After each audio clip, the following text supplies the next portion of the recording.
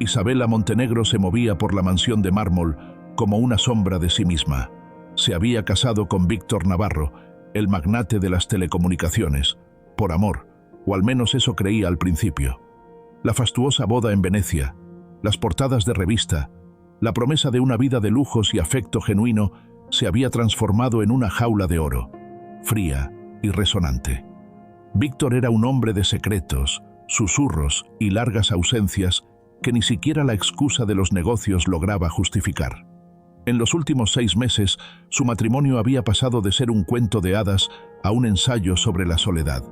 Víctor evitaba su mirada, comía en silencio, y a veces Isabela lo sorprendía observándola con una expresión de dolor insondable. Dale like, suscríbete y comparte. Comencemos.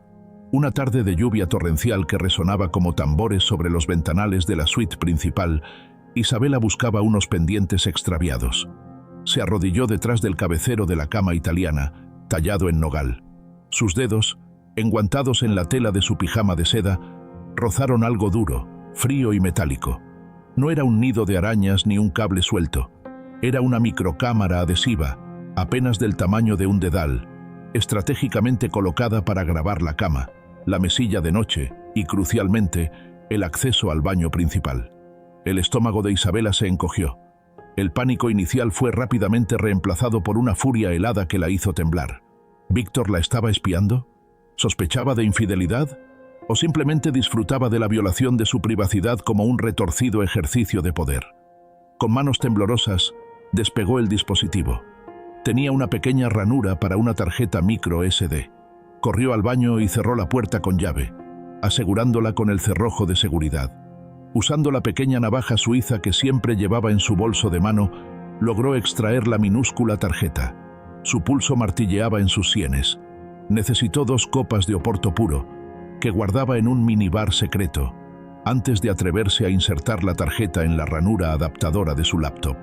El olor a cuero y licor llenaba la estancia, su único consuelo. Esperaba ver a Víctor en reuniones clandestinas, o quizás a ella misma durmiendo. Lo que encontró la desarmó por completo y destruyó su mundo. El primer video, fechado 3 semanas atrás, mostraba a Víctor Navarro sentado solo en el borde de la cama, completamente vestido. Estaba llorando, un llanto silencioso y seco que le desgarraba el pecho. La voz de un hombre, que Isabela no reconoció pero que sonaba dura y sin acento, se escuchaba clara y escalofriante, proveniente de algún lugar fuera de la vista de la lente. «Ya no puedes seguir con esto, Víctor. Me prometiste que cuando la empresa estuviera asegurada, terminarías con ella. Es hora de pagar tus deudas. No son deudas monetarias, son deudas de sangre». Víctor se secó las lágrimas con la manga de su traje, levantó la barbilla y miró directamente al punto donde la cámara estaba colocada, revelando una expresión de terror y resignación absoluta. «Dame un mes. Solo un mes para transferir el control operativo de Navarro Global a tu equipo, por favor. Necesito asegurar su futuro». La voz se burló, un sonido áspero. «El mes pasado era un mes. ¿Crees que no sabemos lo que ella vale para nosotros? Ella es el seguro. Si ella muere, no habrá ni venta ni transferencia. Es la única razón por la que sigues respirando. Pero la directriz es clara. Una vez que se complete la transferencia, el trato es su silencio permanente. El contrato se cierra con una tragedia». Isabela sintió un escalofrío que no tenía nada que ver con el aire acondicionado. La siguiente secuencia era un fragmento del día de su cumpleaños, donde ella aparecía en el encuadre, abriendo un collar de diamantes, visiblemente feliz e inocente. Pero la voz de Víctor se escuchaba en voz baja y distorsionada, como si estuviera hablando a la cámara, un mensaje dirigido a un futuro desconocido. «Te quiero, Isabela. Te quiero tanto que este es el único camino que me dejaron para salvarte. Que me perdone Dios, o lo que quede de mí». El golpe final llegó con el tercer video, grabado la noche anterior, justo después de que Víctor se fuera en un viaje de emergencia. 2 figuras, hombres corpulentos, vestidos de negro, con guantes de látex, entraron en la habitación. Se movían con la familiaridad de quien ha ensayado su tarea 100 veces. Eran profesionales. Uno de ellos se acercó al botiquín del baño y extrajo un pequeño vial de vidrio, transparente y sin etiqueta. El otro, el que parecía ser el líder, Caminó hacia la mesilla de noche de Isabela. Abrió la caja de pastillas que ella usaba para sus vitaminas y suplementos diarios. Con precisión macabra, extrajo el contenido de 2 cápsulas de vitaminas, las vació cuidadosamente en un pañuelo y las rellenó con el líquido del vial. «Fentanilo de liberación lenta», susurró el líder a su compañero, con una sonrisa fría. «Un paro cardíaco espontáneo, indoloro y sin rastros en 48 horas. El forense lo atribuirá al estrés postvacacional de la esposa del millonario. Limpio. Dale like, suscríbete y comparte». Isabela vomitó violentamente en el mármol del baño. No era espionaje, ni infidelidad. Era un plan de asesinato meticuloso, orquestado no para espiarla, sino para documentar su existencia y su eventual desaparición de una manera que eximiera a Víctor de toda culpa legal inmediata, pero que también lo dejaría vulnerable. Víctor era una víctima más de su propio imperio, un peón atrapado entre su amor por ella y una fuerza oscura, un cartel financiero que utilizaba a Isabela como palanca para tomar el control de su compañía. El último fragmento de audio, grabado mientras los hombres salían, era claro y directo. La voz del líder susurraba: «Cuando despierte, ya será tarde para ella. Y para ti. El juego del divorcio es demasiado caro, Víctor. La cláusula de accidente trágico siempre es más limpia. El seguro se paga a la medianoche de pasado mañana». Isabela comprendió el plazo. 48 horas. Entendió todo. Las ausencias de Víctor, su miedo constante, el porqué de la cámara. Él no la estaba espiando. Estaba dejando una prueba, una cápsula del tiempo incriminatoria que probaría que su muerte no sería casualidad, pero que a su vez lo destruiría si se hacía pública. El contenido de esa tarjeta no solo probaba que su marido era un hombre marcado, sino que ella misma estaba a horas de ser silenciada por el veneno que ya reposaba en su mesilla de noche. La destrucción de Isabela no fue física, fue la desintegración de toda su realidad. El hombre que amaba era su verdugo y su protector al mismo tiempo. El miedo no le permitió llorar. La adrenalina se convirtió en una lucidez cristalina. Cerró la laptop, retiró la tarjeta y la guardó en el bolsillo más profundo de su bata, junto a la navaja suiza. Luego se movió con una precisión fría. Su vida dependía de una huida que debía parecer tan casual como un paseo por la tarde. Isabela no podía llamar a la policía. El cartel que controlaba a Víctor, el Círculo de Cronos, tenía sus tentáculos en todas partes. Ir a las autoridades solo garantizaría su inmediata localización y una muerte más brutal.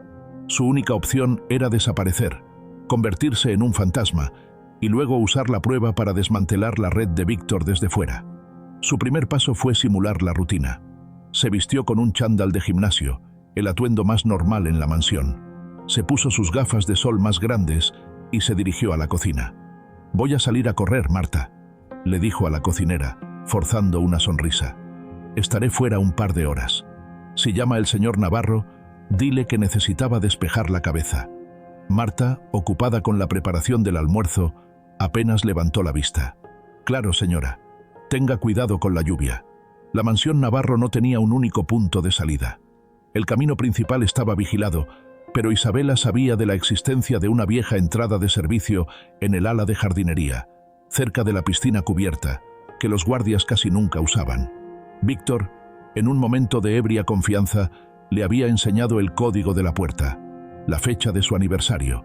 Al llegar al corredor de jardinería, su corazón latía como un colibrí. Introdujo el código.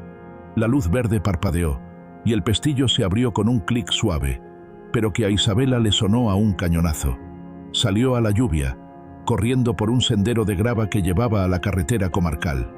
Corrió hasta que sus pulmones ardieron, sin atreverse a mirar hacia atrás. Finalmente, llegó a una pequeña gasolinera con un café pegado a la carretera principal, a varios kilómetros de la mansión. Era su único oasis seguro antes de adentrarse en la ciudad. Isabela entró al café, empapada y temblando, pidiendo un té y buscando un lugar discreto. Una vez conectada a la red Wi-Fi pública, inició la segunda fase de su plan, la venganza de la lente. No iba a subir el video a internet. Eso alertaría al Círculo de Cronos y condenaría a Víctor.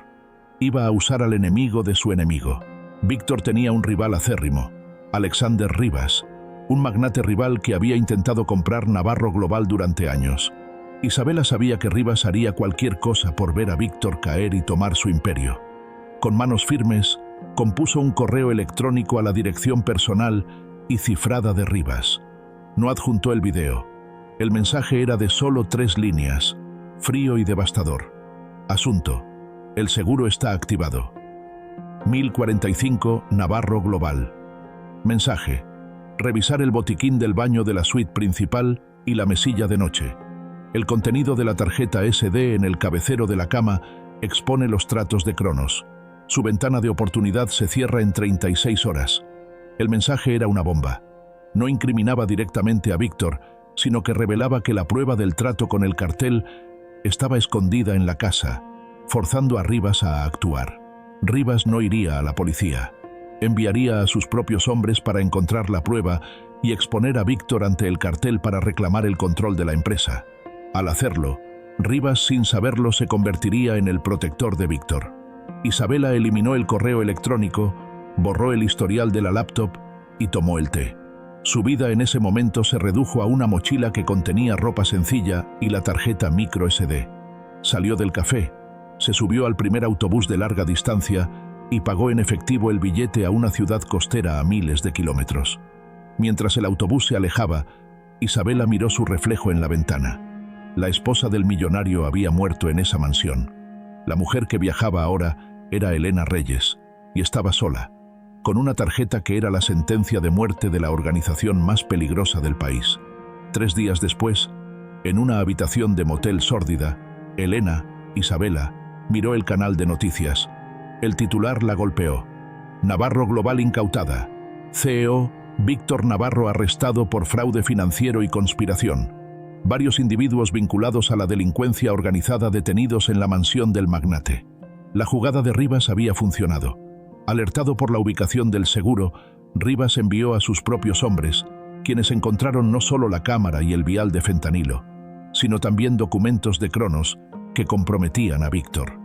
Rivas había usado la evidencia para desmantelar la operación de Cronos y tomar la empresa. Dale like, suscríbete y comparte. Hasta la próxima.